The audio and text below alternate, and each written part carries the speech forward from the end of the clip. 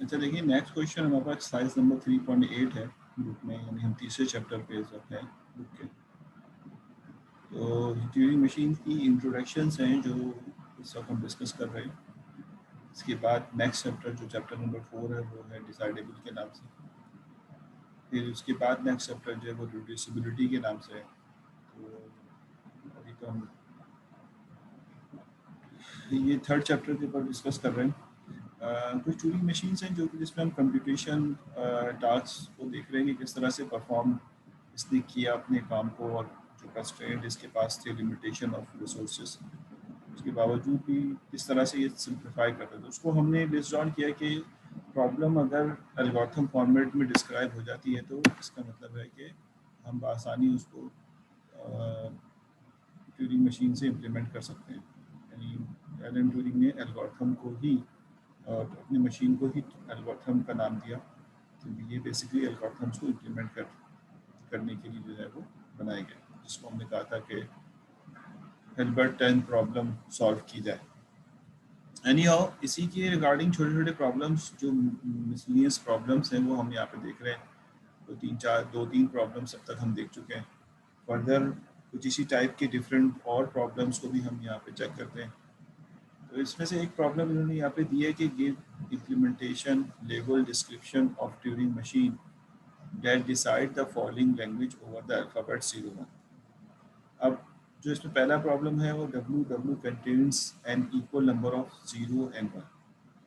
अब W जो है वो एक ऐसी, अब ये तो खैर ऐसी आसान आसान लैंग्वेज है, ये इसमें इतनी कोई दुश्वारी नहीं है कि हम इसमें जो है वो मतलब परेशान हुई। तो सिंपल सी लैंग्वेज है। असल तो ये है कि आपके पास कोई जेन्युइन प्रॉब्लम, जैसे ग्राफ वाला प्रॉब्लम था, ऐसे प्रॉब्लम कभी आगे और भी आएंगे। तो ऐसे प्रॉब्लम्स अगर आपके पास हों और आप उसको फिर लिस्ट डाउन करें तो फिर इंटरेस्टिंग होगा कि किस तरह से हम इन प्रॉब्लम्स को सॉल्व करते हैं। जैसे तो ये तो खैर हम 0 1 वाली प्रॉब्लम्स को कई दफ़ा देख चुके हैं। तो अब आप कह रहे हैं कि नंबर ऑफ़ ज़ीरो और नंबर ऑफ़ वन जो है वो इक्वल है। इसको तो हमने PDA से भी डिज़ाइन किया था बाद में। खैर, अगर हम ट्यूरिंग मशीन से डिज़ाइन करना चाहते हैं तो सबसे पहले तो ये सोचेंगे कि टेप के ऊपर इनपुट कैसा होगा ताकि हम इसकी लेवल ऑफ इम्प्लीमेंटेशन को कंप्लीट कर सकें। डेफिनेटली टेप पे इनपुट जो है वो 0 1 के फॉर्मेट में ही होगा, लेकिन किसी भी तरीके से आप दें तो 0 और 1 की तादाद जो है वो इक्वली होनी चाहिए, इसके अलावा कोई तीसरा ऑप्शन ना हो। तो ये आपका इनपुट का क्राइटेरिया हो। अब देखना ये है कि इस इनपुट को चेक करना है कि ये इनपुट जो है वो equal number of one and zeros में है या नहीं, बस ये चेक करना है। तो अब इसका आसान तरीका ये है कि आप यहाँ से अगर स्कैन करना शुरू करते हैं तो आपके पास जो है वो दो ऑप्शंस हैं। ये आप मतलब आप इसको बता रहे हैं कि हमें इस वक्त जो उसकी मूवमेंट है वो लेफ़्ट और राइट रखनी है या किसी और तरीके से रखनी है। फिर लॉजिक को डिस्क्राइब कर रहे हैं इम्प्लीमेंटेशन में। तो ये बता रहे हैं कि आप यहाँ से अगर रीड करना शुरू करते हैं कि तो फिर आपके पास ज़रूरी नहीं कि पहला कैरेक्टर 1 हो, पहला कैरेक्टर 0 भी हो सकता है, 1 भी हो सकता है, और इसके बाद के कई कैरेक्टर 0 और 1 हो सकते हैं। तो हम अपनी इस लॉजिक, अगर अगर हम इस मशीन को ट्यूरिंग मशीन से करना चाहते हैं तो हमें इसको एल्गोरिथम फॉर्मेट में कन्वर्ट करना पड़ेगा। अच्छा, हम बहुत सारों की तो मशीन बना भी नहीं रहे। यानी मिसाल के तौर पर ग्राफ वाले काम में हमने मशीन नहीं डिज़ाइन की थी, बल्कि हम एल्गो या सूडो कोड लिख के छोड़ गए थे, क्योंकि हमें एक थ्योरम बता दिया गया है कि अगर हम एल्गो लिख लेंगे तो इसका मतलब है कि आप इसकी ट्यूरिंग मशीन भी डिज़ाइन कर लेंगे। तो सम टाइम हम जो थोड़ा आसान होता है उसकी ट्यूरिंग मशीन डिज़ाइन कर लेते हैं, कुछ थोड़ा कॉम्प्लेक्स है तो उसको हम सिर्फ एल्गो पे ला के छोड़ देते हैं, उसकी सारी तरतीब बना के कि भाई ये किस तरह से जो है वो इसकी सारी जो लो लेवल है, फिर इम्प्लीमेंटेशन लेवल डिस्कशन है, और फिर उसके बाद हाई लेवल इम्प्लीमेंटेशन।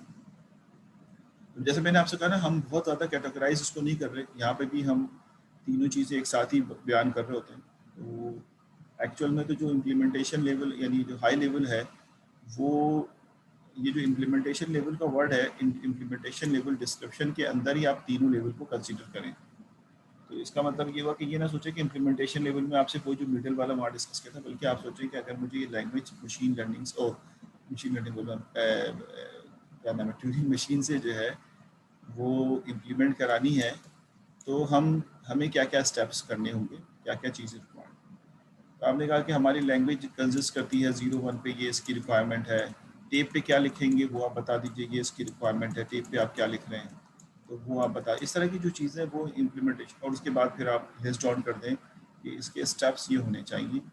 अच्छा, इम्प्लीमेंटेशन लेवल के मतलब में ये आता है कि आप अपने सारे इनपुट्स को अलाइन कर लें ट्यूरिंग मशीन के रिगार्डिंग। ऐसा ना हो कि वो आपके जहन में ना आ रहा हो कि हम उसको ट्यूरिंग मशीन के रिगार्डिंग किस तरह से इनपुट जो है वो अलाइन करेंगे ताकि ट्यूरिंग मशीन उसकी इनपुट को ले सके, रिसीव कर सके। तो ये सारा काम जब हो जाए तो फिर आप इसके सूडो कोड की तरफ जाएं, और सूडो कोड जब लिख लें तो फिर आप ये तय हो जाएगा कि इसकी इम्प्लीमेंटेशन भी हो सकती है। अब आपका अगर सवाल आसान है तो आप इसकी इम्प्लीमेंटेशन कर दें, क्योंकि कॉम्प्लेक्स सवाल की ट्यूरिंग मशीन बनाना भी ज़रा डिफ़िकल्ट है। तो यहाँ पर भी वही सारा सिलसिला है जो भी हम यहाँ पे बात कर रहे हैं, इम्प्लीमेंटेशन लेवल पे हम डिस्क्रिप्शन जो कर रहे हैं। तो यहाँ पर ये बात तो तय है कि इसकी arrangement for input is not a difficult task, this is not a difficult problem in kind of in term of the Turing machine. तो 0-1 है, टोकन देंगे, आइदर एक्सेप्ट आइदर रिजेक्ट जो है वो हो रहा होगा।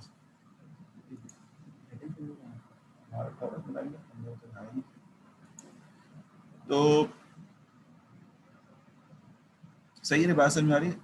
तो ये हमने यहाँ पर इस तरह से इसको सिंप्लीफाई किया। अब ज़रा बाकी सारी चीज़ें सपोज करो हो गए, अब ये सिर्फ डायरेक्ट हम इसकी इम्प्लीमेंटेशन लेवल की तरफ गए, यानी जो इसका सूडो कोड है।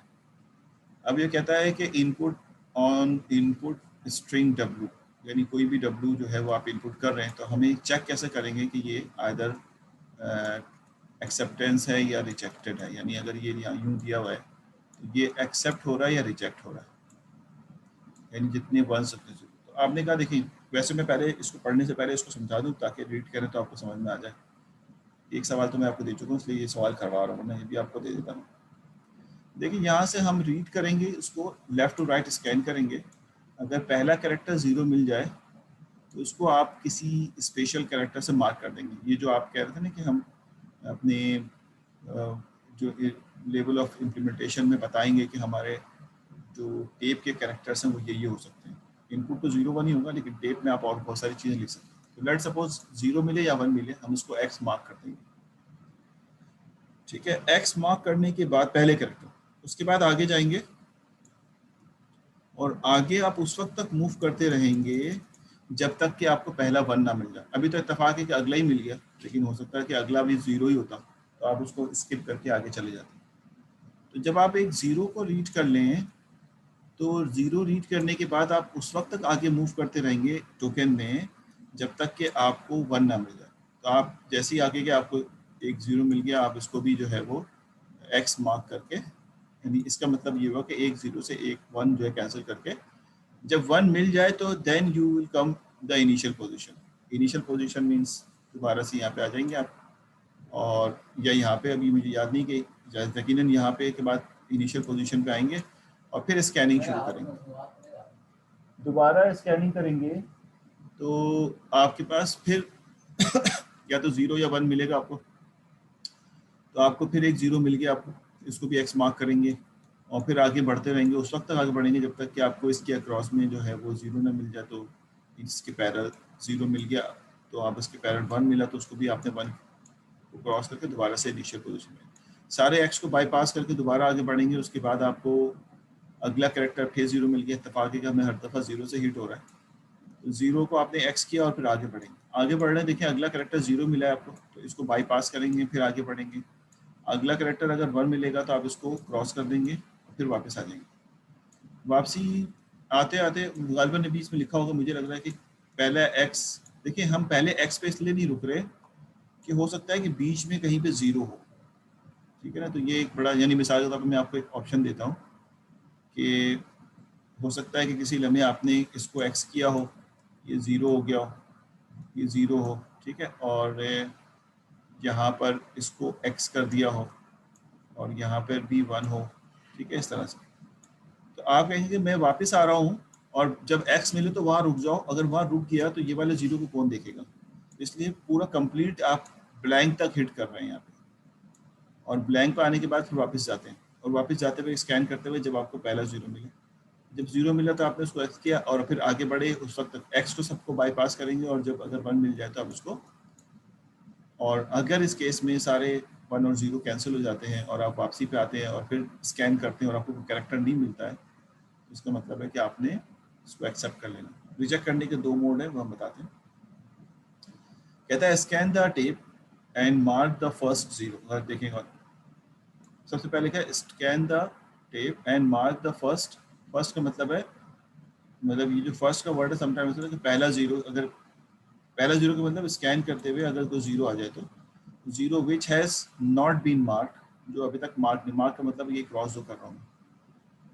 If there is no unmarked 0, अब अगर आप, क्योंकि इसने सारा कोड यहाँ पे लिख दिया, सबके लिए लिख दिया कि आप स्कैन करते जा रहे हैं और आपको 0, यानी पहले सारे मार्क हो गए, कोई अनमार्क 0 बचा ही नहीं, ठीक है। तो अगर no unmark 0, go to stage 4 पे चले जाइए, ठीक है। Otherwise move head back to the front of the tape, और वरना आप जो है वो अपना जो है ये टेप जो है वो फ्रंट पे दोबारा से वापस लें। दोबारा पढ़ लेते हैं। Scan the tape and mark the first 0, ठीक है, जो भी आपको 0 मिला है उसको आप 0 मार्क कर दें। Which has not been mark, जो अभी तक मार्क नहीं हुआ। इस लाइन को भी फिलहाल मैं स्किप करता हूँ, ठीक है। Otherwise move the head back to the front of the tape, और उसके बाद अगर आपने 0 मार्क कर दिया तो आप उसको बैक करें, पीछे बिल्कुल फ्रंट पे ले आए इसके। फिर उसके बाद scan the tape and mark the first 1, यानी उसके बाद जब आपने 0 मार्क कर दिया तो आप 1 को मार्क करें आप। Which has not been mark, if there is no unmark 1, reject. आप एक 0 को आप मार्क कर चुके हैं और 1 आपको मिल नहीं रहा, तो यकीनन वो क्या हो जाएगा, रिजेक्ट हो जाएगा, कोई 1 मार्क करने के लिए है ही नहीं। और उसके बाद क्या है, move the head back to the, यानी क्या लिखा हुआ है, scan the tape and mark the first 1। अगर ये हो गया तो फिर तो आपका कोई मसला नहीं है जो अभी तक मार, लेकिन अगर ऐसा नहीं हुआ, ये हो गया तो फिर तो कोई मसला ही नहीं है, फिर तो आप यहाँ आ जाएंगे। लेकिन अगर ये नहीं हुआ ये वाली बात और 1 नहीं मिला तो रिजेक्ट कर देंगे, ख़त्म, सारे बात की चीज़ पढ़नी ही नहीं है हमें।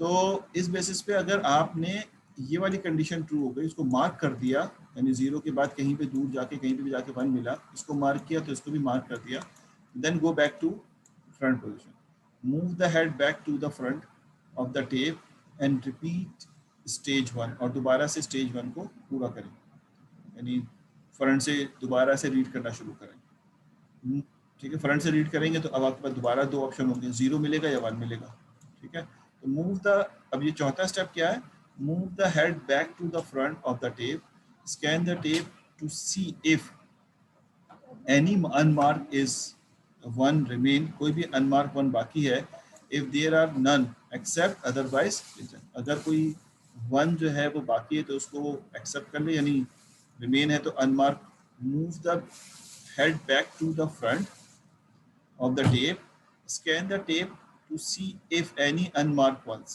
if there is none, अगर कोई नहीं है, सब हो चुके हैं तो एक्सेप्ट कर लें, सारे अनमार्क 1 वाले हो चुके हैं तो एक्सेप्ट कर लें, और अगर कोई बचा है तो फिर आप उसको रिजेक्ट कर लें। तो ये स्टेप जो है वो आप करें। अब ज़रूरी नहीं मैं आपसे कहूँ कि यही लॉजिक आप भी लगाएं, आपको तो बस ये देखना है कि जितने 1 है उतने 0, आपकी जैसे मर्जी उस पर लॉजिक जो है वो लगा के आप चेक कर लें, ताकि हमारे इस ऑप्शन को, या 1 से शुरू हुआ तो 1 1 0 1 1 1 0 0 0, ये आपके पास अगर वो है तो आप इसमें जितने भी ऑप्शन चलाएंगे तो ये रन हो जाएगा। यानी पहला आपने इसको x मार्क किया, फिर आगे गए, इसको x मार्क किया, फिर फ्रंट पे आए, फिर 1 को x मार्क किया, फिर आगे गए, फिर इसको x मार्क किया, फिर बैक पे आए, इस तरह करते हुए ये सारे ऑप्शन जो है वो आप रन कर लो। जब आप इसको रन करेंगे तो डेफिनेटली ये उस ऑप्शन को पूरा करेगा जो हमारी रिक्वायरमेंट है, ये जितने नंबर ऑफ 1 है उतने नंबर ऑफ 0 जो है एग्जिस्ट करेंगे, ठीक है। इसमें अगर किसी जाने कोई बात समझ नहीं आए तो पूछ लीजिए फाइल एल्गोरिथम में, बाकी अगर कोई नया लॉजिक आप लगा दे तो बहुत अच्छी बात है, लेकिन जो लॉजिक लगाए उस पर इंश्योर हो तो सही चल रहा हो। जी सर, एनी क्वेश्चन? नहीं, अगर कोई क्वेश्चन नहीं है तो फिर ये सवाल जो हमारे सामने अभी आया है, टेक्स्ट में देख लेते हैं। नहीं, ये हाँ सवाल, सर। हाँ बोलिए। सर आवाज आ रही है? जी जी आ रही है। हाँ सर, मैंने पूछना था ये अर्ली कंप्यूटर आर्किटेक्चर में जो है वैन न्यूमैन आर्किटेक्चर जो है उसकी बेस, उसको जनक से कहा जाता है कि वो बेस है मॉडर्न कंप्यूटर का, जिसमें कि एएलयू, कंट्रोल यूनिट, रैम, रोम और इस किस्म का जो है ना वो कहा गया था।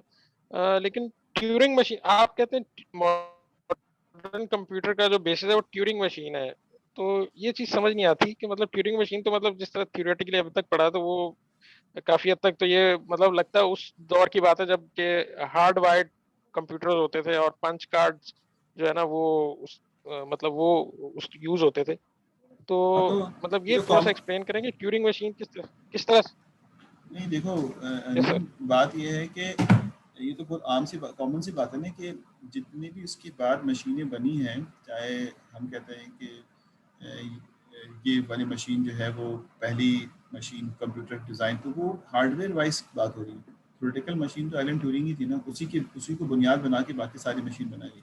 एएलयू बनाया क्यों गया, पहले तो ये तय करो, किसने कहा कि वैन न्यूमैन एएलयू। आर्किटेक्चर, हाँ वैन न्यूमैन आर्किट हाँ, वैन तो न्यूमैन का आर्किटेक्चर। वैन न्यू आर्किटेक्चर, जो भी आर्किटेक्चर है, वो ये हम्म बताइए कि वो बना कैसे, उसके पास थ्योरी कहाँ से आई बनाने की, उसने कैसे सोचा कि रैम होगी, एएलयू होगा, वो कहाँ से उसने एक्सट्रैक्ट किया। हम्म समझ रहे हो बात है? तो ये इसलिए इसको कहा जाता है कि ये बेस है। बाकी जितनी भी मशीनें बन रही हैं उसके बाद जो मशीनें बनी वो उसी को देख के जो है डिज़ाइन की गई हार्डवेयर उसकी। ठीक है, राइट सर। अच्छा जनाब। तो सेकंड ये एग्जाम्पल 3.8, ये आपको मैं टास्क दे देता हूँ, ये आप खुद पढ़ लीजिएगा, इसी को अलाइन कर लीजिएगा और कोशिश भी करें कि इनकी अगर मशीन भी बना लें तो बहुत अच्छा है। मैं अभी पता नहीं स्लाइड में नहीं नज़र आ रही मुझे, तो मैं अगर अभी बनाने जाऊँगा तो टाइम इस पर वेस्ट हो जाएगा। तो अगर मुझे मौका मिला तो मैं बना दूंगा, वरना आप भी कोशिश करें, ये कोई असाइनमेंट नहीं है लेकिन कोशिश करें, क्योंकि ये ज़रा आसान से सवालात हैं जिसका हम ट्यूरिंग मशीन बना सकते हैं। जो आप बोल रहे हैं उसी की ट्यूरिंग मशीन डिज़ाइन भी करें, तो it would be the beneficial for your understanding कि आप, क्योंकि बहुत सारे सवाल ऐसे मुश्किल आ जाएंगे जो आप लिखेंगे तो शायद उसको ट्यूरिंग पे बनाना हमारे लिए बड़ा डिफ़िकल्ट हो इस वक्त। तो लिहाजा इन सवालात में जो आसान आसान से उसको तो आप डिज़ाइन करें ताकि हमारी ये प्रॉब्लम तो सॉल्व होती जाए।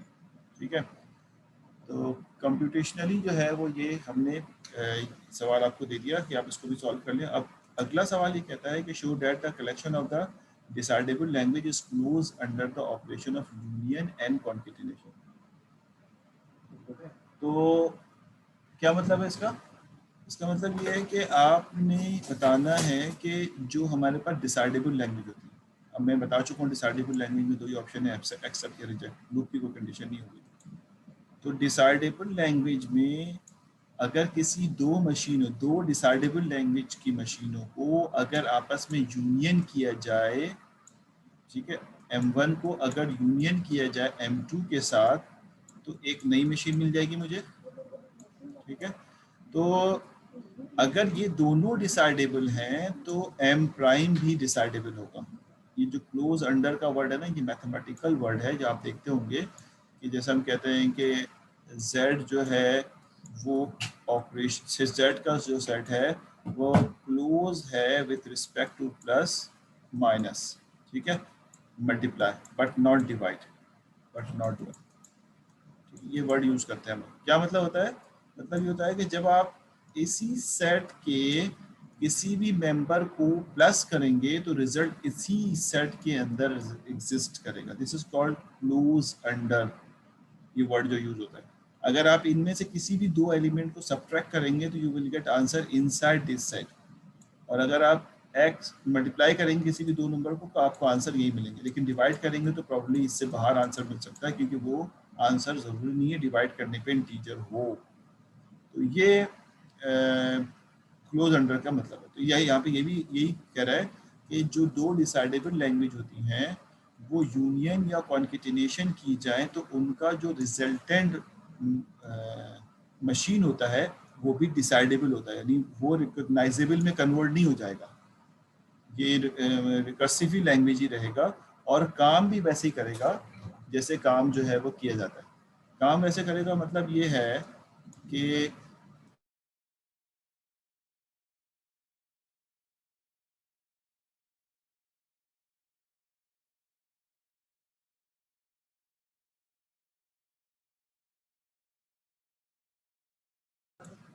अच्छा जनाब, तो सॉरी मैं बता ये रहा था कि M1 M2 अगर डिसाइडेबल है तो इनका यूनियन, अब यूनियन का मतलब ये होता है कि मिसाल के तौर पर मैं ऐसे अज्यूम कर रहा हूँ कि एक डिसाइडेबल, क्योंकि अभी जितनी भी लैंग्वेजेस हमने पढ़ी वो डिसाइडेबल थी, यानी मिसाल के बाद जो 4 एग्जाम्पल्स आज हम पढ़ चुके हैं अभी ऊपर से लेकर, ग्राफ पढ़ी, फिर उसके बाद एक, फिर उसके बाद एक, और फिर तो अगर मिसाल के तौर पे एक M1 मशीन बनाई गई जो कि 0 की पावर 2n टाइप मशीन को रिकग्नाइज करती है, रिकग्नाइज का वर्ड ये वाला रिकग्नाइज नहीं, यानी इस पैटर्न को के बारे में बताती है कि ये एक्सेप्ट होगा या रिजेक्ट होगा, और ये जो है वो इक्वल नंबर ऑफ 0 और 1 के बारे में बताता है, number of zeros and 1 in specific word are equal, ठीक है, ये बताता है। अब दो अलग अलग लैंग्वेज है, ये दोनों लैंग्वेज डिसाइडेबल है। अब अगर ये दोनों लैंग्वेज डिसाइडेबल हैं तो इनको हम ज्वाइन कर देते हैं, दो अलग मशीन के बजाय एक ही मशीन में हम इसको एक ही मशीन से बना देते हैं, अलग अलग बनाए फिर यूनियन कर लिया इसका। ये मैंने आपको याद हो कहा था जब हम DFA बना रहे थे कि DFA में अगर आपके पास एक ही प्रॉब्लम में 4 प्रॉब्लम एग्जिस्ट करती हैं, कंपाइलर में 5 प्रॉब्लम एग्जिस्ट करती हैं, कि आपने वेरिएबल को भी इनिशलाइज कराना होता है, यानी चेक करना होता है, आपने डेसिमल को भी चेक करना होता है, आपने इंटीजर्स को भी चेक करना होता है, कीवर्ड्स को भी चेक करना होता है। इन सबों की इम्प्लीमेंटेशन से पहले अलग अलग मशीन बनाई जाती है और उसके बाद फिर इनको ज्वाइन करके एक यूनियन करके एक सिंगल मशीन बना लेते हैं, ताकि एक ही मशीन से सबके बारे में डिसीजन हो जाए। ऐसा ना हो कि हमें क्या पता कि ये वेरिएबल आ रहा है या क्या आ रहा है, वेरिएबल्स आ रहा है तब भी इसी से डिसाइड हो, अगर कीवर्ड आ रहा है तब भी इसी से डिसाइड हो, तो इस तरह से ये चले। तो यहाँ पर भी ऐसा ही है कि आपने दो मशीनों को मिला के एक मशीन बना लिया। अब इस मशीन की प्रॉपर्टी तो डिसाइडेबल है क्योंकि अंडर क्लोज डिसाइडेबल, लेकिन ये प्रॉपर्टी भी होनी चाहिए कि इस मशीन में ये प्रॉपर्टी हो कि वो इस टाइप की और इस टाइप के प्रॉब्लम्स को रिकग्नाइज कर सके, ठीक है। अगर इन दोनों में से ये एक्सेप्ट हो रहा है, ये रिजेक्ट हो रहा है, तो ये एक्सेप्ट करे, ये रिजेक्ट हो रहा है, ये एक्सेप्ट हो रहा है, तब भी ये एक्सेप्ट करे, ये एक्सेप्ट हो रहा है, ये एक्सेप्ट हो रहा है, तब भी ये एक्सेप्ट करे। लेकिन दोनों रिजेक्ट हो रहे हैं तो फिर ये रिजेक्ट कर दे, लाइक द और option of your logical operation, ठीक है। तो ये यूनियन अंडर यूनियन डिसाइडेबल होता है। कॉन्केटिनेशन, कॉन्केटिनेशन में ये होता है कि आपके पास जो दो मशीनें M1 M2 हैं, M1 M2, इसमें ना नौयत मशीन की नौयत चेंज हो जाती है M1 M2। तो आप इसको जब कॉन्केटिनेट कराते हैं तो बताते हैं कि उसको पहले रखेंगे, यानी इस मशीन को लगाया उसके बाद इस मशीन को लगाते हैं। तो इसकी प्रॉपर्टी ये होती है कि एक नई मशीन आउटपुट, क्योंकि इसका आउटपुट इसको जाता है और यहाँ से फाइनल आउटपुट आपको मिलता है, ये कॉन्केटिनेशन कहलाता है। और ये इनपुट स्ट्रिंग तो यहाँ से आप दे रहे होंगे। इसको चेक किस तरह की जाता है, इसको चेक करने का तरीका क्या होता है, इसके बहुत सारे तरीके चेक करने के, कि क्योंकि ये एक नया पैटर्न बन गया है तो हम इसमें से अब वो टोकन शायद, क्योंकि इस हो सकता है कुछ कंडीशंस लगी हो, मिसाल के तौर पे मैं अगर कहूँ कि एक मशीन M1 है जो A से स्टार्ट हो सकती है, A से स्टार्ट हो सकती है और एंडिंग की कोई कंडीशन नहीं है, और मशीन M2 है जो प्रॉबली मैं ऐसे एज्यूम कर रहा हूँ A B पे एंड होता है, और मैं ये भी कह दूं कि ये मशीन जो है वो मिसाल के तौर पे मैं एज्यूम कर लेता हूँ कि B पे एंड होती है, एक ऑप्शन दे दिया मैंने। जब मैं इनको कॉन्केटिनेट करूंगा M1 M2 को मिलाऊंगा तो इसकी एंडिंग की कंडीशन खत्म हो जाएगी, क्योंकि स्टार्ट अब वो इस कंडीशन से हो रहा है M1 से। M1 M2 को जब मिला दूंगा तो स्टार्टिंग कंडीशन जो है M1 हो, तो चाहे इसमें कोई स्टार्टिंग कंडीशन हो या ना हो कोई फर्क नहीं पड़ेगा। अब स्टार्टिंग कंडीशन चेक की जाएगी M1 की और एंडिंग कंडीशन चेक की जाएगी M2 की, और इस तरह से आप इसको कॉन्केटिनेशन जो करेंगे। तो this is called basically decidable, और ये कंडीशन जो इस तरह चेक होती हैं। तो कहता ये है कि मैंने जैसा आपसे कहना है कि हम मतलब आस्ते आस्ते स्लोली स्लोली जो है वो, जिसको हम मोनोटोनिकली कहते हैं नॉर्मली अपनी मैथमेटिकल ज़बान में, मोनोटोनिकली इंक्रीजिंग, तो स्लोली स्लोली जो है वो हम थ्योरेटिकल पार्ट पे शिफ्ट होने जा रहे हैं। तो अपने आप को प्रिपेयर कर लें कि अभी तक हम कुछ न्यूमेरिकल्स कर भी रहे हैं, हो सकता है आगे आने वाले वक्तों में हमारे पास न्यूमेरिकल नाम की कोई चीज़ ही ना हो, और हम सारी बातें जो हैं वो थ्योरेटिकल और थ्योरम्स के बेसिस पे सॉल्व कर रहे हैं। या आप प्रूव करें कि भाई ये होता है, मतलब आपको नज़र आ रहा है लेकिन आप जस्टिफाई करें कि भाई ये इस वाकई ही मैथमेटिकली या जो लॉजिकली जो है वो ट्रू भी है, जो बात हमें नज़र आ रही है। खैर, तो कहता है यूनियन में for any two decidable language L1 and L2 let M1 M2 be the TM। M1 M2 जो है इसके लिए एक TM है, यानी ट्यूरिंग मशीन है। ऑन इनपुट W के इनपुट के ऊपर, हाँ अंजुम बताओ क्या सवाल है, पूछ लो। सर थियोरेटिकली यूनियन और कॉन्केटेनेशन दोनों ही कंबाइन करने के ही डिफरेंट नेम्स लग रहे हैं। मतलब किस तरह से डिफरेंशिएट मतलब अगर करें तो मतलब जाहिर दिखने जो जो आपने एक्सप्लेन किया दोनों मिलते जुलते ही लग रहे हैं, मतलब कंबाइन कर रहे हैं मतलब दो अलग अलग लैंग्वेजेस को। तो हाँ डिफरेंस क्या है दोनों में? देखो, डिफरेंस क्या है? डिफरेंस ये है बड़ा अच्छा एग्जांपल आया, लेकिन क्योंकि क्लास में दे नहीं रहा, दूसरी एग्जांपल दे देता हूँ कि आप जब दो चीज़ों को कंबाइन करते हैं तो उसके डिफरेंट अंदाज हो सकते हैं ना ज्वाइन करने के। ठीक है, उनकी सर ज्वाइनिंग की कैटेगरी डिफरेंट हो सकती है। ठीक है तो ज्वाइन, सर लेकिन है यस डिफरेंट। सर। मिसाल के तौर पे मैं आपको इस तरह समझाऊं। सर इसका मैं थोड़ा सा जवाब दूं। हाँ दे दें। हेलो हाँ दे दें। सर, अगर 1 2 और 1 2 दो सबसेट्स हैं इसी लैंग्वेज के, तो यूनियन जो है इनका 1 2 आएगा, जबकि कॉन्केटिनेशन 1 2 1 2 आएगा। सही, ऐसा ही है, सही, मतलब सही एग्जांपल दिया आपने। लेकिन अंजुम को डायग्राम के हिसाब से जो है वो कुछ कंफ्यूजन हो रही है। तो मैं आपको बताऊं कि देखिए, ये कंबाइन करना एक वर्ड है और कैसे कंबाइन करेंगे इसके कई तरीके हैं। ये बात क्लियर है कि आप कहते हैं कि मुझे कंबाइन करना है, और एक ये कहता है कि कैसे कंबाइन करेंगे, वो एक चीज़ है। तो कंबाइन करने के जो तरीके हैं वो इस तरह से हैं कि ये आपके पास M1 मशीन है और ये आपके सर पास मैं आपको दिखाता हूँ, ये आपके पास M2 मशीन, सॉरी इसको जरा मिटाते हैं। सर ये M1 मशीन है भाई, और ये आपके पास M2 मशीन है, बिल्कुल। और जब आप इनपुट देते हैं, अच्छा आउटपुट इससे भी आ सकता है, आउटपुट इससे भी आ सकता है, और ये फाइनल आउटपुट आपका हो सकता है। Might be output from this one, might be output from this, is called union one.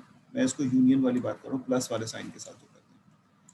Input भी यहाँ से भी ले सकते हैं इनपुट, और इनपुट यहाँ से भी ले सकते हैं। तो नॉर्मली हम कहते हैं कि इनपुट देने का रास्ता एक ही है, तो करते क्या है कि हम एक सेल बना लेते हैं जिसको इनपुट देते हैं, और ये इनपुट जो है इन दोनों को ट्रांसलेट करता है कि चाहे आप इसको फॉरवर्ड करें चाहे इसको फॉरवर्ड करें। तो जब इस तरह की पैरेलल डायग्राम बनती है किसी दो मशीनों की, हालांकि ज्वाइन ही हुआ है, तो ये डायग्राम जो है वो यूनियन की कहलाती है। ठीक है, लेकिन करेक्ट सर। जो कॉन्केटिनेशन की डायग्राम है वो इस तरह नहीं होती, बल्कि उसमें कंस्ट्रेंट ये होता है कि ये एक M1 है और ये एक M2 है। अब देखें, ये सीरीज में बनी है और इसको हम कहते हैं डॉट साइन, यानी कॉन्केटिनेट हो रहा है। इसको, इस मशीन का जो आउटपुट है वो इस मशीन के इनपुट में ऐड करा देते हैं, और इनपुट के लिए सिर्फ यही मशीन अवेलेबल होती है और आउटपुट के लिए सिर्फ यही मशीन अवेलेबल होती है। I think you got part ना। ठीक है, ओके ओके ओके यस इस सर गॉट इट। इस इसमें जो है वो एडवांटेज ये होता है कि किसी किस्म की न्यू मशीन नहीं बनती, बल्कि इन्हीं मशीनों को प्लग कर दिया। यानी आप चाहते हैं कि कोई नई मशीन ना बने, बल्कि प्लग करके आप एक ही मशीन में से या तो इसको किसी भी चीज़ को M टाइम्स है उनमें से किसी को भी रिकग्नाइज करना चाहे उस मशीन से हो जाएगा। आप इनपुट दें, अगर वो इनमें से जिसका भी पार्ट होगा वो मशीन आपको आउटपुट में ले जाएगी। ठीक है, तो ये नॉर्मली हम यूज़ करते हैं जब आपको किसी मशीन की प्रॉपर्टी को चेंज ना करना हो और एक साथ कंबाइन करना। लेकिन ये जो है वो इन शॉर्ट सर मतलब ये कि एक केस में तो जो एक इनपुट है वो दोनों को अलग अलग दिया जाता है, जबकि दूसरे केस में एक का जो आउटपुट है वो दूसरे का इनपुट बन जाता है। इज इट लाइक जी दैट? हाँ, लेकिन ये और रास्ते तो दो हैं, लेकिन एक साथ दोनों को यानी अगर कोई वर्ड आ रहा है ABA, तो ऐसा नहीं कि मैं इसको भी भेजूँ उसको भेजूँ। अगर यहाँ भेज दिया तो फिर वो यहाँ नहीं जा रहा होगा। It is basically machine decision कि ओके भाई ओके इसको किधर फॉरवर्ड करना है। तो ओके ये एक लॉजिक है कि भाई किस तरह डिसाइड होता है, ये एक अलग गेम है, लेकिन इसी तरह से यहाँ पे उसको देखते हैं। ठीक है, तो कहता है थैंक हम इसको किस तरह करेंगे, बहुत शॉर्ट फॉर्मेट में इसने यहाँ लिखा है इसको, इसका जैसे तो हमें समझ आ गया, लेकिन जाहिर है वो कहता है decidable we construct Turing machine M prime जो इन दोनों का यूनियन होगा, that decide the union of L1 L2 जो L1 L2 का यूनियन डिफाइन।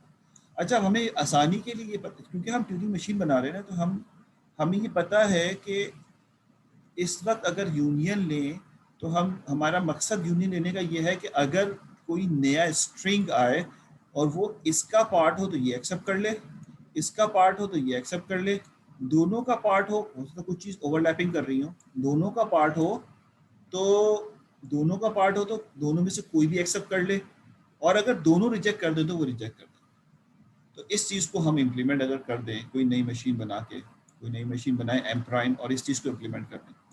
नई मशीन जो आपने बना ली एम प्राइम, और से देखना, आपने कहा मेरी नई मशीन है, तो इसमें अगर कोई इनपुट दिया जाए, जब कोई भी डब्ल्यू स्ट्रिंग इनपुट दे वर्ड जो है, और इंतज़ार करें कि ये हमें एक्सेप्ट की तरफ ले जाएगा या रिजेक्ट की तरफ ले जाएगा, तो ये machine is nothing but the combination of M1 M2, is it?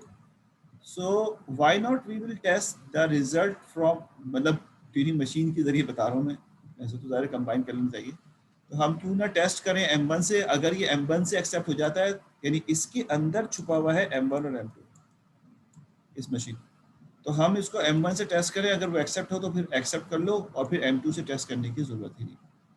लेकिन अगर वो M1 से रिजेक्ट हो जाए तो M2 से टेस्ट करो, M2 से भी रिजेक्ट हो जाए तो रिजेक्ट भेज दो। तो इनसाइड दिस मशीन आपके पास M1 M2 मौजूद है, और इसकी प्रॉपर्टी आपको पता है कि क्या होती है यूनियन की। तो लेकिन क्या लिखा हुआ है, ये जो छोटा सा गौतम कह रहा है, और M1 को इम्प्लीमेंट करना आपको आता है, आपने इम्प्लीमेंट किया हुआ है इसको। तो run M1 on W, if it accept भेज दो, run M2 on W, if accept otherwise reject. समझ आ रही बात है? यानी अगर कोई चीज़ यहाँ से रिजेक्ट हुई है तो उसको रिजेक्ट ना कहो फौरन, बल्कि उसको अब M2 के पास भेजो, अगर वो एक्सेप्ट हो जाता है तो एक्सेप्ट कर दो। ये इसने रिजेक्ट कर दिया तो आप, यानी रिजेक्ट से मतलब ये एक्सेप्ट नहीं कर रहा, तो M2 के पास भेजो, M2 एक्सेप्ट कर रहा है तो एक्सेप्ट कह दो, वरना ओवरऑल दोनों अगर रिजेक्ट कर रहे हैं तो उसको फिर क्या कर दो, फाइनली रिजेक्ट कर दो। M1 एक्सेप्ट W, अब फिर आखिर वो बात लिखी जो हम बार बार यहाँ पे कर रहे हैं, जो यूनियन की प्रॉपर्टी। सिमिलरली ये प्रॉपर्टी आप जो है वो क्या नाम है, कॉन्केटिनेशन में देखेंगे। ये बुक की एग्जांपल है, प्रॉब्लम है 3.14, यानी अब कुछ सवाल जो मैंने कराए थे शुरू में, ये सवाल इसलिए कि जो एग्जाम में पेपर बनता है उसमें बुक के बैक साइड के क्वेश्चंस भी आते हैं, छोटी छोटी रीजंस होती हैं जो हमें पता होनी चाहिए, तो इसलिए बुक को मैंने बहुत ज़्यादा यहाँ पे इनकॉर्पोरेट किया हुआ है, इसके नंबर्स भी लगाए हुए। ये भी बुक का एक प्रॉब्लम है और 3.14 नंबर प्रॉब्लम है, और कहता है कि हमें कॉन्केटिनेशन के लिए करना है। ये मैं आप पे छोड़ रहा हूँ, एक लाइन की स्लाइड है, ये आप पढ़ लीजिएगा, बिल्कुल उसी तरह लिखा हुआ जो यहाँ पे हमने अभी आपको कॉन्केटिनेशन के लिए बताया था।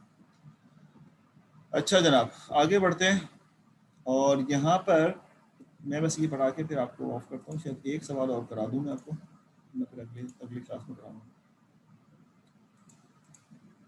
ये अभी हम कुछ ट्यूरिंग मशीन की प्रॉपर्टीज़ को पढ़ रहे हैं, ट्यूरिंग मशीन की प्रॉपर्टीज़ डिस्कस कर रहे हैं कि क्या कर सकता है, हर तरह के एंगल से चेक कर रहे हैं इसको। अब इस ट्यूरिंग मशीन जो हमारे पास मौजूद है, इसकी वेरिएशंस क्या हैं, तो कहता है ये बाद में बनी, वही मैं नजम साहब, ये बेसिकली चीज़ें इम्प्रूव बाद में हुई। जो बेसिक थीसिस था, बेसिक पेपर था, अगर वो आपको कहीं से मिल जाए तो उसमें ये चेंजेस नज़र नहीं आएंगे। 1936 में जो पेपर पब्लिश हुआ था वो तो सादा था, उसमें थोड़ी कहा गया था कि आप दो टेप यूज़ कर लें, दो हेड यूज़ कर लें, ये सब तो बाद में इम्प्रूवमेंट आई ना कि भाई आप ये कर लें।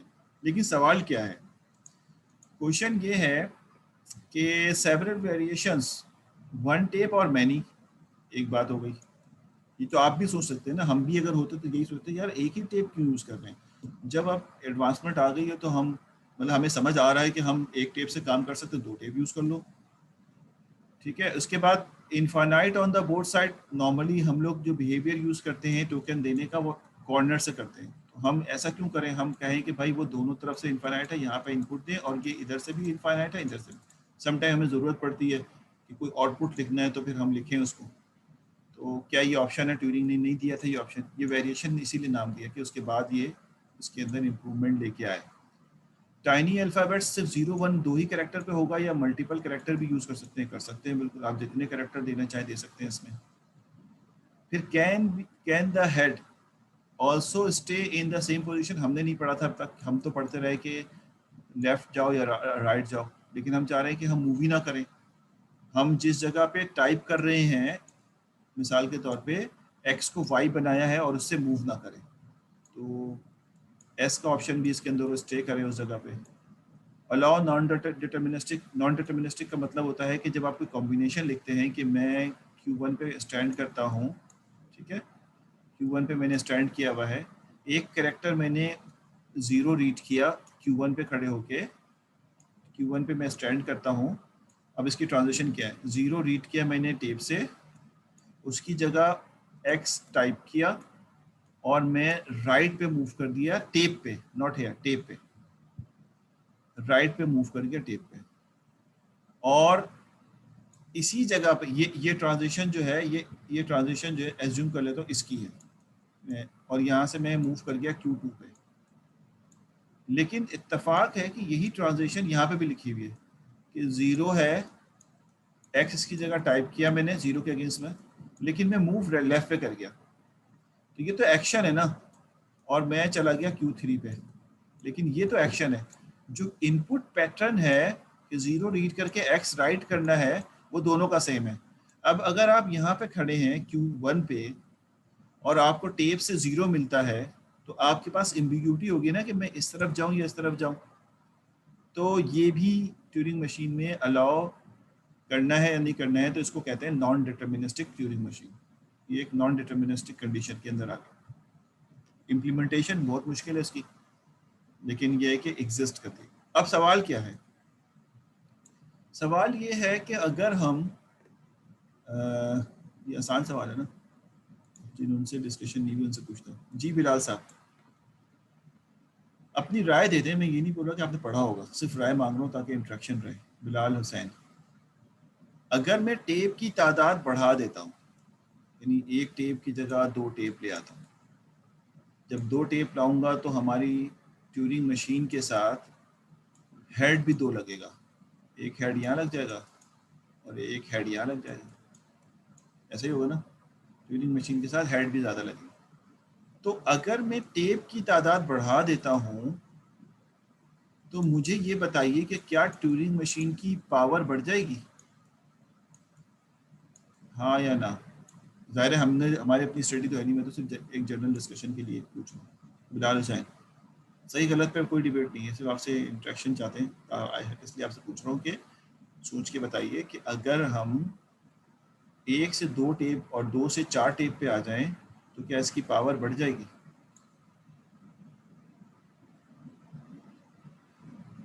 बिलाल साहब मौजूद हैं तो हाँ ना बता दो। बिलाल हुसैन चले गए।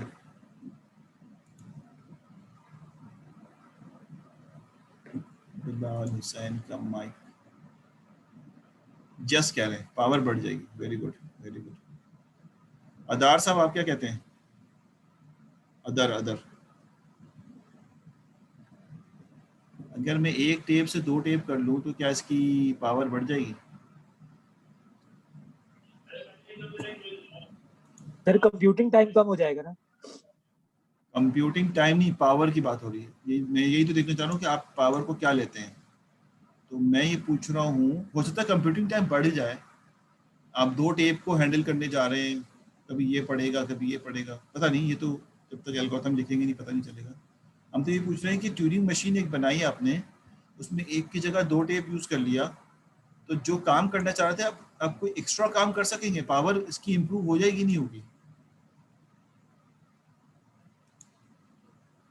जी मिस गाजिया शाहिद, टाइप करके बता दें आप कि आपके जहन में क्या आता है कि पावर इम्प्रूव हो जाएगी या नहीं होगी? गाजिया शाहिद, पावर मींस जी हो जाएगी। आप कहते हैं कि इसकी पावर इम्प्रूव हो जाएगी, सही है। बिलावल मलिक साहब, मुझे लगता है कि शायद पावर में सही समझा नहीं सका। मतलब मेरे जुमले पे रहते हुए बिलावल आंसर नहीं देना, तुम अपना आंसर दो बिलावल मलिक साहब। क्या मैं एक टेप से 2 टेप और 2 से 3 टेप करूंगा तो क्या इसकी पावर बढ़ जाएगी? मशीन की पावर बढ़ने का मतलब है कि जो काम ये पहले नहीं कर पाती थी अब कर लेगी। जी सर पावर तो ट्रांजिशन फंक्शन से डिपेंड करती है रादर देन के नंबर ऑफ टेप से। आप अपना आंसर देना, आप जो कहते हो बता दो बस। अभी मैंने किससे पूछा था? अदार साहब ने बता दिया, अदर साहब ने। बिलावल साहब कहते हैं जी बढ़ जाएगी, it is general question. No sir, no sir नहीं बढ़ेगी। बढ़ेगी। बढ़ेगी भाई। सर ये जनरल पर्पस क्वेश्चन हो गया, जनरल क्वेश्चन हो गया सबसे, या अभी भी आप स्पेसिफिक विद अभी नेम अभी पूछ रहे हैं? अभी तक मैं स्पेसिफिक हूँ, रुक जाओ अभी थोड़ा सा मुझे जी सर, ओके सर। अभी मैं स्टूडेंट टारगेट करना चाह रहा हूँ असल में, जो स्टूडेंट नहीं बोल रहे हैं उनको थोड़ा सा शामिल करना चाहिए। जी जैन साहब, जैद जैद, सिर्फ हाँ ना बताना है अपनी नॉलेज के हिसाब से, मेरे को इससे तो कोई डिबेट थोड़ी करना है। सर आई थिंक नहीं बढ़ेगी, मैं इतना 100%। हाँ कोई बात नहीं, नहीं बढ़ेगी। जी तारिक भाई क्या कहते हैं? सर मुश्किल लग रहा है सर, पहले तो मैंने यस बोला है, मुश्किल लग रहा है। ठीक है कोई बात नहीं। अच्छा अब वो स्टूडेंट जो पार्टिसिपेट नहीं कर रहे थे वो बता दें, मैं फिर समझाऊंगा ना। जाहिर है हमने कोई ट्यूरिंग मशीन को अभी पढ़ थोड़ी लिया पूरा जो मैं जवाब दे दूंगा सवाल, सिंपल सी बात है ना, आप जवाब दे सकते हैं। लेकिन बुक रीडिंग हमें क्या बताती है वो एक आंसर है। मैंने भी बुक पढ़ी है, आपने बुक पढ़ी, हमने कोई ट्यूरिंग मशीन पे एक्सपेरिमेंट थोड़ी किए हैं, 2-4 प्रोग्राम चलाए ना। तो बुक रीडिंग से जो चीज़ हमने गेट की वो आंसर हम देंगे बेसिकली। तो या हो सकता है मैंने कभी लेक्चर में किसी वक्त बोला हो ये बात। जी इन्हें मुजाला आपका आंसर आ गया। अब आप पब्लिकली काशिफ इकबाल, जो लोग शमीम अनीसा, आप लोग भी जवाब दे दें बस किसी वजह से। No, I guess no, sir. You guess no sir, Junaid कह रहे हैं। काशिफ। Kashif, very good. अनीला आपका आंसर नहीं आया, वाशी आपका आंसर नहीं आया। चाहे आप टाइप कर दें। अच्छा देखो जिन्होंने, अच्छा कुछ लोगों ने तो शायद कुछ सोच के जवाब दिया हो,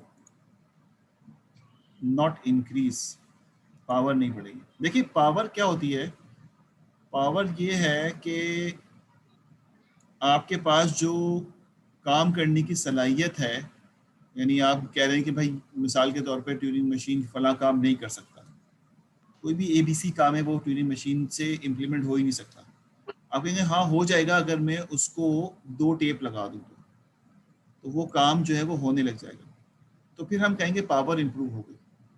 लेकिन अगर 2 टेप लगाने से कोई नया काम ना हो सके बल्कि सारे वही काम कर रहा हो जो पुराने काम कर रहे हैं, तो फिर कहेंगे 2 टेप क्यों लगाएं? सिर्फ इसलिए कि easiness of your input data. मिसाल के तौर पर अगर मुझे कभी 2 नंबरों को ऐड करना हो तो मुझे सिंगल टेप के बजाय 2 टेप यूज़ कर लूँ कि जो 2 नंबर ऐड होने हैं उसमें से पहला नंबर पहले टेप में, दूसरा नंबर दूसरे टेप में, तो ये एक आसानी वाला हमारे पास मामला हो जाएगा, जिससे हम ये कह सकेंगे कि ये आसानी के साथ इनपुट हम ले सकते हैं।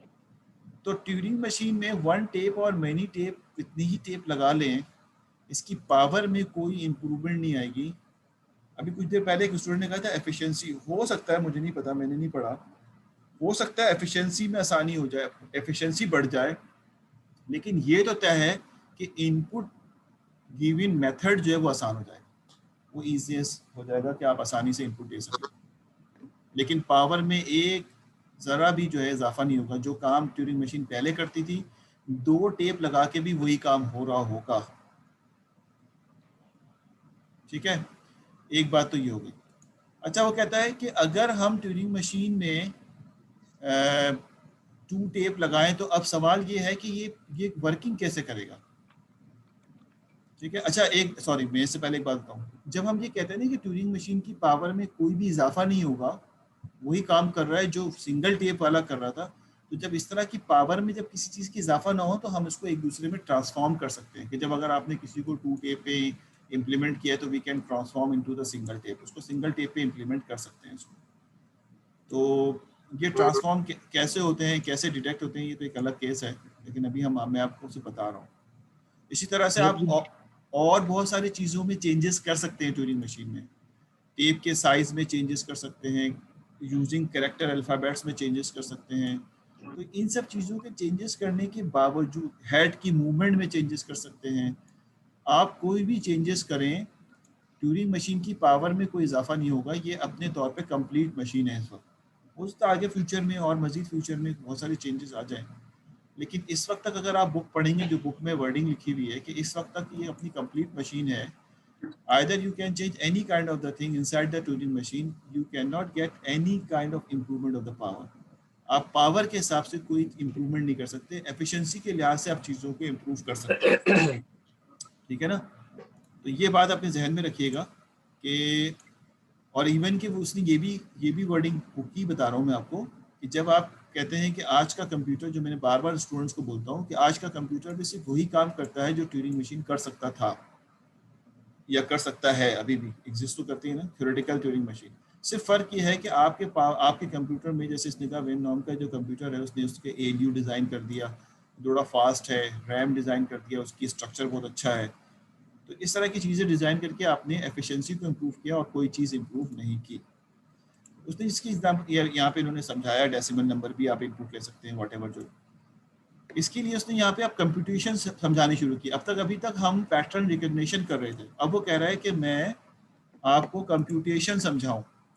कंप्यूटेशन का मतलब ये है कि अगर कोई नंबर 2 ऐड होना हो तो ट्यूरिंग मशीन कैसे ऐड करेगा, उसकी क्या सिलसिला है। अभी हम क्योंकि ट्यूरिंग मशीन की थ्योरेटिकल पार्ट पे नहीं पहुंचे, तो लिहाजा ये न्यूमेरिकल टाइप के क्वेश्चंस जो है वो आपके सामने आ रहे हैं और हर एस्पेक्ट से आ रहे हैं ताकि हम उसकी हर चीज़ को जो है वो देख सकें कि किस तरह से ये काम करता है, कैसे ये काम करता है।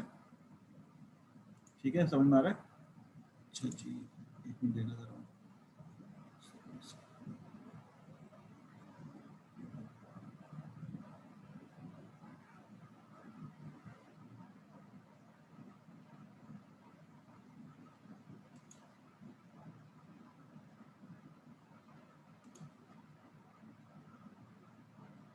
अच्छा जनाब, तो इसमें इन्होंने कुछ एग्जांपल्स यहाँ ऐड की हैं इसके रिगार्डिंग। ये मैंने सॉल्व किया हुआ तो उसको कट एंड पेस्ट किया है यहाँ पे कि एक इंक्रीमेंटल मशीन बनानी है हमें। इंक्रीमेंटल मशीन का मतलब होता है कि आप एक इनपुट दें, वो आपको आउटपुट में सिर्फ एक इंक्रीज करके आउटपुट दे दें। यानी अगर हम डेसिमल की बात करें तो डेसिमल में अगर आप उसको 5 दें तो वो 6 दे दें, अगर आप उसको 6 दें तो 7 दें, ऐसे समझाने के लिए। अब इसकी क्या फ़वायद है वो तो जब हम किसी रियल एप्लीकेशन में जाएंगे तो वो हम डिस्कस करेंगे।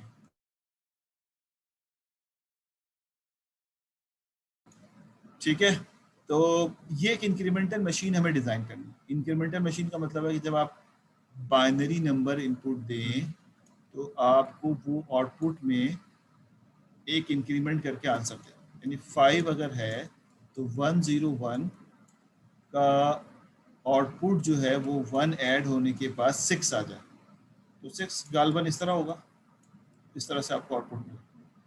तो अभी हम इनपुट उसको बाइनरी में ले रहे हैं, not in decimal number. Binary में इनपुट ले रहे हैं और इसका आउटपुट जो है इसी तरह से हम हासिल करेंगे।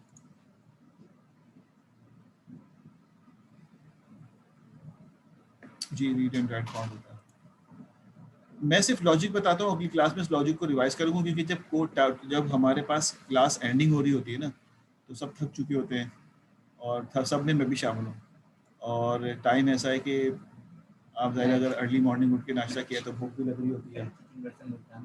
ठीक है, फिर मैच का भी प्रेशर होता है कि कराची का मैच आ रहा है तो वो भी देखना है, तो चीज़ें समझ में आना ख़त्म होना शुरू हो जाती हैं और वीक पढ़ना शुरू हो जाती हैं। जो शुरू में इंथुसियाज्म होता है उस तरह का चीज़ें समझ नहीं आ रही थी। खैर इनाम तो अभी आए, इनाम के लिए तो ये क्लास अभी शुरू हुई है। क्यों इनाम?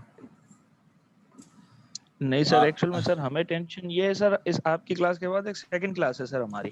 अच्छा, अभी फिर क्लास है? जी सर। ओ माशाल्लाह माशाल्लाह, आप लोग तो बड़े पढ़े लिखे लोग हैं भाई। एंड सर मॉर्निंग में फिर आगे नहीं क्लास है कल? चलो हम इसको यस सर कल। चलो ठीक है, इसको हम फिर अगली क्लास में रख लेते हैं, राइट? हम अटेंडेंस लेते हैं फिर छुट्टी करते हैं आपकी। माशाल्लाह इनाम भाई आप तो जवान है ना अभी तो। अच्छा भाई, एनी क्वेश्चन? अभी हम थोड़ा स्लो चल रहे हैं मिड के हवाले से, हमें ख़त्म करके डिसाइडेबल लैंग्वेज पढ़ लेना चाहिए था, लेकिन डिसाइडेबल पे पहुंचे नहीं है। अभी एक क्लास है मिड से पहले हमारी, तो प्रॉब्ली हम डिसाइडेबल को टच करेंगे मिड से पहले। तो अगली क्लास में याद दिलाना, थोड़ा मिड का डिस्कशन भी हो जाए, ताकि हम ट्यूरिंग को अगली क्लास में ख़त्म करें और डिसाइडेबल लैंग्वेज को स्टार्ट करें बस अगली क्लास तक। हाँ, क्विज 2 इस वीक मिल जाएगा आपको, बस ये एक असाइनमेंट 2 क्विज, और इंशाल्लाह अल्लाह ने चाहा तो मैं आपको इसी वीक में स्लोली सारे मार्क्स भी आपको अपलोड कर दूंगा और कॉपी मार्क करके भी आपको शो कर दूंगा, गूगल ड्राइव पे रख दूंगा और उसका लिंक दे दूंगा, आप अपनी कॉपी देख सकते होंगे जो मार्क हुए। तो अभी मैंने इसी काम पे लगा हूँ, अभी मैं मशीन लर्निंग पढ़ा रहा हूँ, तो उसकी कॉपी चेक कर रहा हूँ स्टूडेंट्स की, अंडर ग्रेड वालों की। तो उसके बाद फिर आपकी बारी आएगी, तो वो चेक करके आपको इंशाल्लाह जो कमिंग वीक है उसमें वेडनेसडे की नाइट तक इंशाल्लाह you will get your copies. And quiz number 2 इंशाल्लाह आपको इस वीक मिल जाएगा, और वो आप कर लीजिएगा, जो टाइम दे कोशिश करें उसी टाइम पे करें।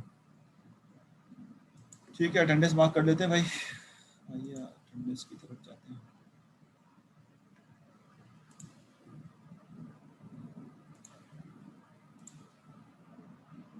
अच्छा जनाब, इनाम भाई as usual you are the CR of the class, तो आप मुझे से बताते रहिएगा कि मैं, क्योंकि स्क्रीन मेरी ये वाली है, स्टूडेंट है या नहीं है।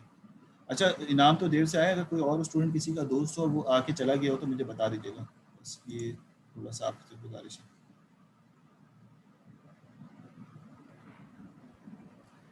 वकार मैं आपके आंसर देता हूँ, रुकिए पहले अटेंडेंस ले लूँ। अच्छा, वकार अहमद तो मौजूद हैं, अदनान शौकत मौजूद हैं, मोहम्मद बिलाल मौजूद हैं, उमर अहमद का मैंने देखा नहीं, बता दीजिए अभी है या नहीं है उमर अहमद। उमर अहमद सर नाम नजर नहीं आ रहा। चलिए, उमर के बारे में कोई जानता है कि आए थे? मैंने एब्सेंट लगा दिए। जूनुस मौजूद हैं, अदर मौजूद हैं, आकिब यूनुस है ऐवान, सर। आकिब ऐवान,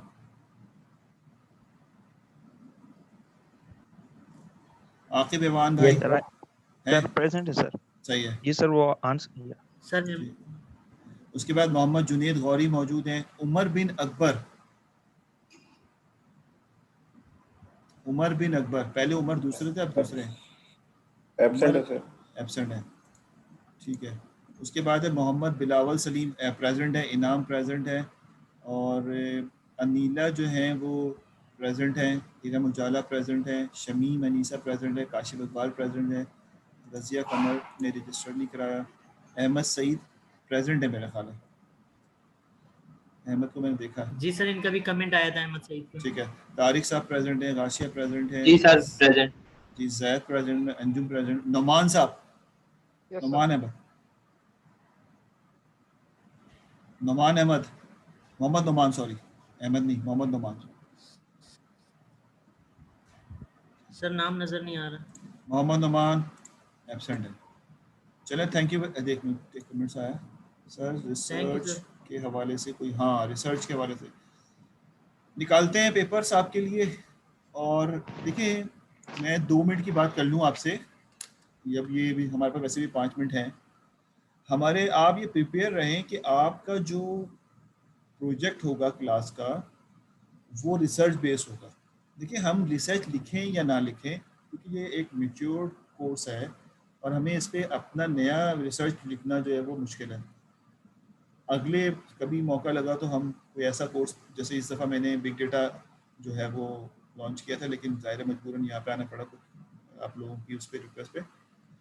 इसमें रिसर्च करना खुद से ज़रा डिफिकल्ट है, लेकिन अगर हम बिग डेटा की तरफ रहते या मशीन लर्निंग वाला कोई कोर्स एडवांस या अप्लाइड मशीन लर्निंग पढ़ते तो उसमें हमें रिसर्च के मौके मिल जाते हैं। यहाँ पर हमारे पास क्या होगा, अगर तो अभी भी कोई स्टिल कोई चीज़ थोड़ी सी भी इनोवेशन कर सकता है, 5% भी तो हम उसका रिसर्च पेपर लिख सकते हैं।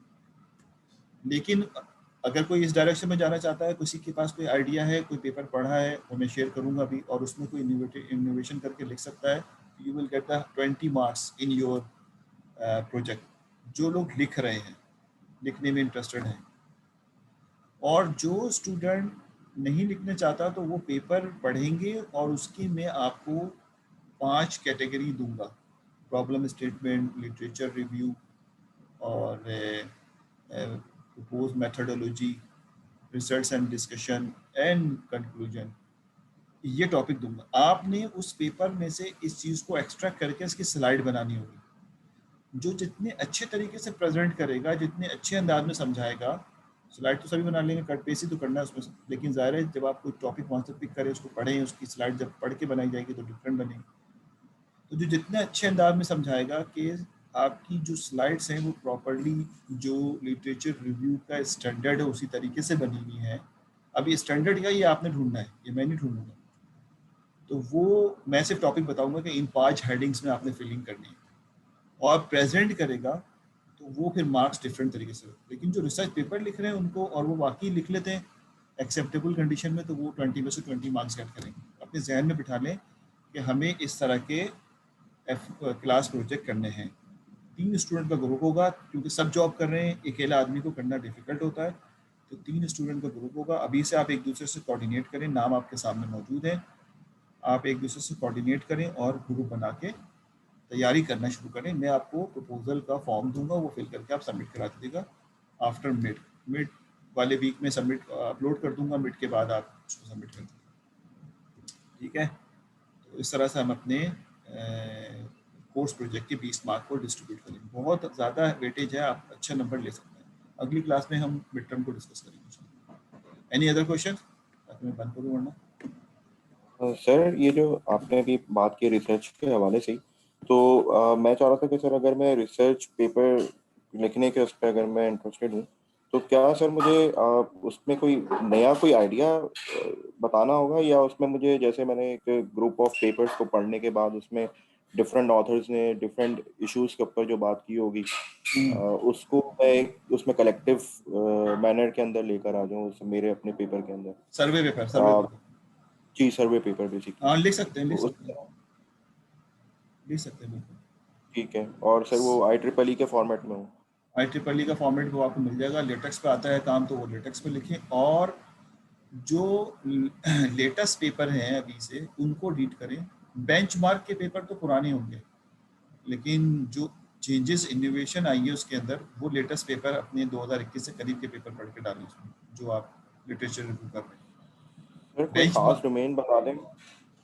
वो मैं आपको अभी इस लिस्ट डोमेन अपलोड करूंगा, मैं लिस्ट अपलोड करूंगा, वेबसाइट बताऊंगा जहां पर आपकी थ्योरी ऑफ कंप्यूटेशन के पेपर ही खाली पब्लिश होते हैं, जो कॉन्फ्रेंस होती है वो इसी की होती है।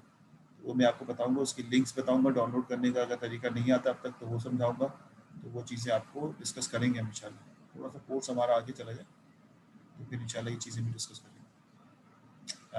ठीक है मैं सर। वैसे तो नॉर्मली मैं करता क्या हूँ कि इन चीज़ों के लिए वीडियो अलग से बना के अपलोड कर दूंगा, आप खुद ही देख लें उसको, क्लास में टाइम क्यों हम किल करें इन चीज़ों का।